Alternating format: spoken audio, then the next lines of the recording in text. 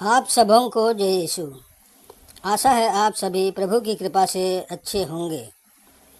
आज हम जानेंगे बौद्ध धर्म और ईसाई धर्म में क्या अंतर है। दोनों धर्मों में कुछ समानता तो है, जैसे भेदभाव ना करना, शांति का पाठ पढ़ना पढ़ाना, अहिंसा ना करना आदि। लेकिन अंतर बहुत ही ज़्यादा है।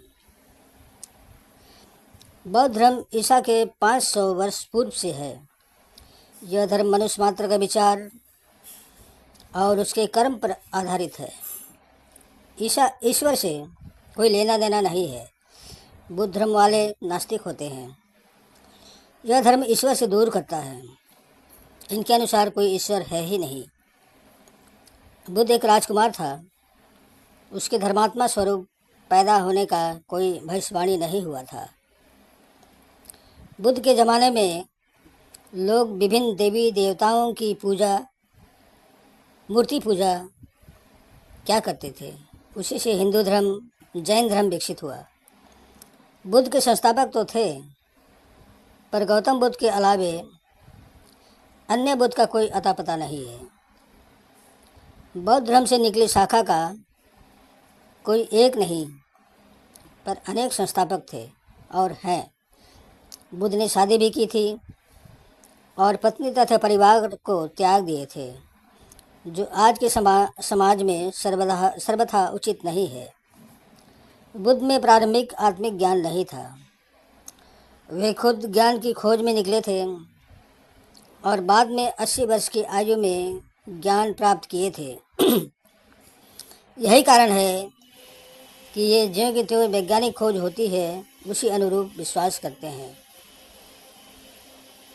एक बार आप खुद बुद्ध की जुबानी से उनके आत्मकथा, जीवन और शिक्षाओं का एक संक्षिप्त विवरण देख लीजिए।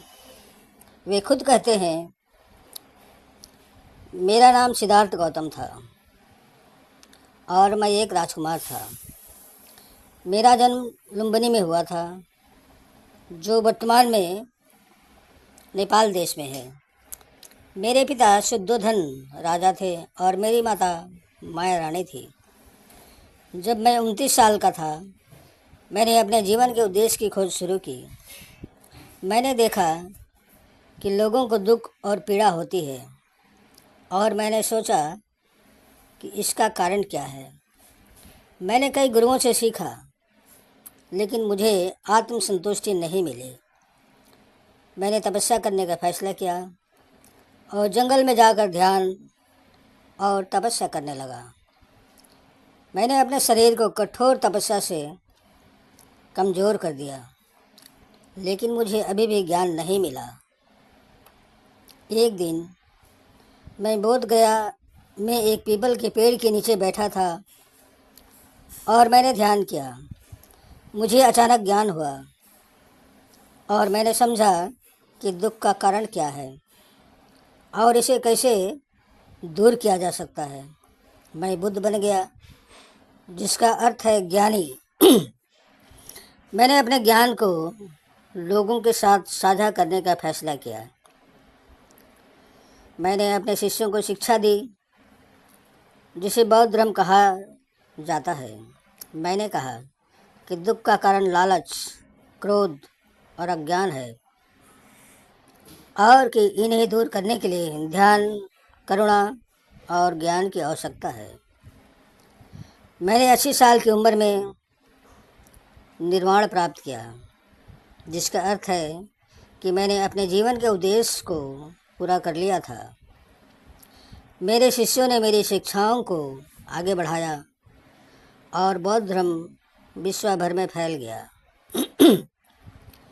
लेकिन ठीक इसके विपरीत ईसाई धर्म की सच्चाई है।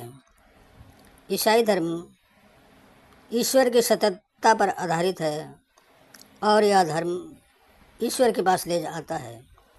आज के सामाजिक मान्यता के अनुसार यीशु की शिक्षा ही एक अच्छा मनुष्य और प्रगतिशील समाज की ओर आकर्षित कर सकता है और शिक्षा पर खरे उतरता है। यह सिखाता है कि सभी मनुष्य से प्यार करो। यीशु के जन्म से लेकर मरण तक के एक एक घटना की भविष्यवाणी बाइबल के पुराने नियम में पहले ही मौजूद है, जो यीशु के जन्म और मृत्यु तक सत्य साबित हुआ है। यीशु खुद ईश्वर के अवतार के रूप में पैदा हुए थे। यीशु ने अपने जीवन में अनेक मिरेकल किए, जिसका प्रमाण आज भी है। बुद्ध के समय अन्य तथा अनजान देवी देवता की पूजा करने के कारण ही लोग भ्रमित हुए। यीशु ने सही मार्ग दिखाया। ईसाई धर्म का संस्थापक केवल प्रभु यीशु ही है। यीशु बाल्यावस्था से ही आत्मिक और धार्मिक ज्ञान से भरे हुए थे। उन्होंने शादी नहीं की थी और न कोई पाप किया था।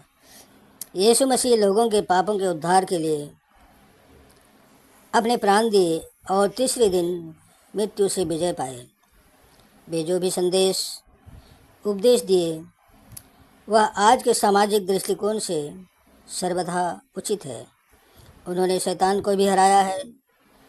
शैतान प्रभु यीशु के नाम से सामने आ ही नहीं सकते हैं।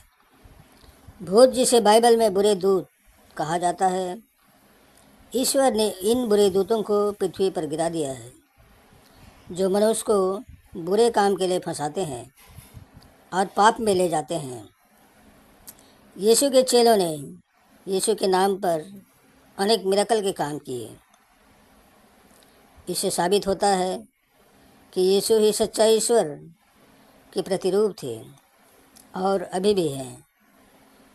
अभी भी यीशु के नाम से शैतान भागते हैं और यीशु मनुष्यों से प्यार करते हैं। वह सभी विश्वासियों की प्रार्थना सुनते और पूरा करते हैं। हम भीमराव अंबेडकर की सोच भी पढ़ें और जानें। भीमराव अंबेडकर, जो भारतीय संविधान के निर्माता और दलित बौद्ध आंदोलन के नेता थे, ने यीशु मसीह के जीवन और शिक्षाओं का अध्ययन किया था। उन्होंने यीशु की शिक्षाओं को मानवता और समानता के संदेश के रूप में देखा।